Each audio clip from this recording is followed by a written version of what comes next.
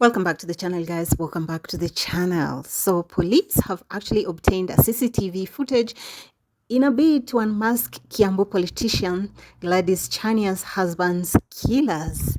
This is interesting because now it means that we finally get to the bottom of this case. Honestly, I'm so impressed by the way the DCI is moving on this case. I'm really proud of them. So the latest information they've given us is a CCTV camera installed by Chinese construction firm captured the moment the body of Tycoon George Mwangi was dumped in the forest.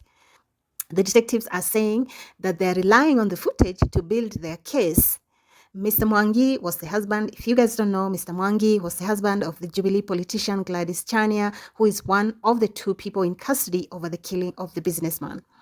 The camera captures a vehicle police believe carried the body of Mr. Mwangi to a forest after branching off at Thika Mangu Magumu Flyover Road.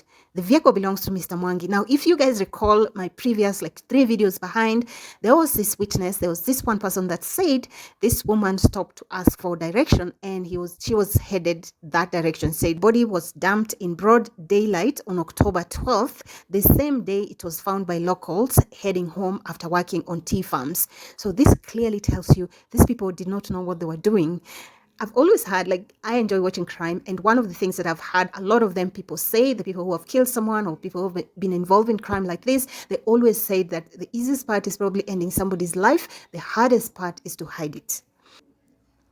Police believe that Mr. Mwangi was killed on October 8th at night, guys, October 8th. So when Ms. Chania had told the nation on October 13th, a day after the body of her husband was found in the forest, that he had walked downstairs from their matrimonial home in Mangu, Gatundu North on Sunday morning and never returned, this man was already dead. Anyway, she went further ahead to file a missing report, even though she knew that the man was no more, allegedly. She went ahead and filed a missing report at Moya Police under OB 18-11-10-2022 at night. Here's what the police are saying. The vehicle and its driver was captured by a CCTV camera from a Chinese construction company that is constructing the Thika Mangu Magumu Flyover Road. We have also gathered that after he was killed, the killers had no clear plan on how to move out the body. Many mistakes were made. This is what I was referring to. The easiest part is probably to end somebody's life. The next part of concealing that body is crazy hard. Anyway, police say the decision to branch off at Thika Mangu Magumu Flyover Road was strategic, given that there's a police roadblock that is mounted a few meters after many cases of people being killed and dumped in the forest were reported. Yes, at the site where the body was dumped, the Nation media found burnt carton boxes that were used to wrap his body after he was stashed in a polythene bag. You know, I was looking at that carton, if you look at, I'll put the photo on the screen. I'm just like, the coding of that carton that looks like a TV, like the carton that holds a TV screen.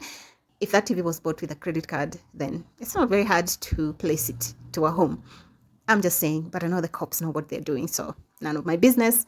Anyway, to access the area, you pass through homesteads and then into the forest. A rough path leads one to the scene.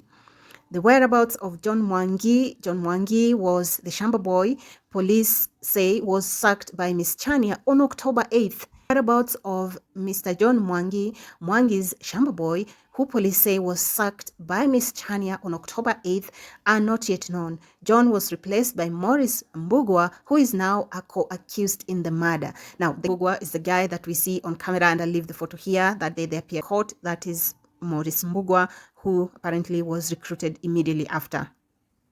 Anyway, Miss Evelyn Onunga, a senior principal prosecution counsel from the Director of Public Prosecution, told the Kiambu court on Monday that they suspect he was eliminated by the same killers who murdered his employer, given his mobile phone as well as his clothes were found intact in his room with the mobile smashed. Mr. Onunga was in court seeking to have Ms. Chania and Ms. Mbugua detained for another 14 days to enable the prosecution team to conclude investigations, saying the matter before them is complex.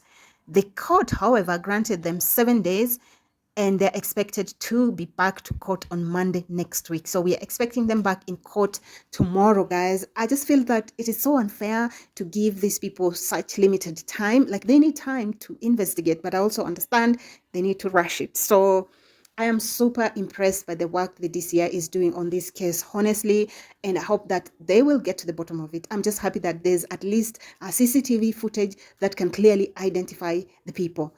By the way, I have tried to look for this CCTV footage. If you have the footage, share it with us, please. Please, kindly send it to me. You can send it to me via DM, please, if you. Well, guys, you're now up to date with this case. That's the latest information we have. At this stage, I will continue doing this case, like I mentioned, until we get to the bottom of it, okay? So make sure you're subscribed to the channel. Make sure you turn on your post notification bell so you know every time I post, you know we are following this case together. Come on, please make sure you're informed. Make sure you subscribe. Thank you guys so much. I'll catch you in the next one. Bye.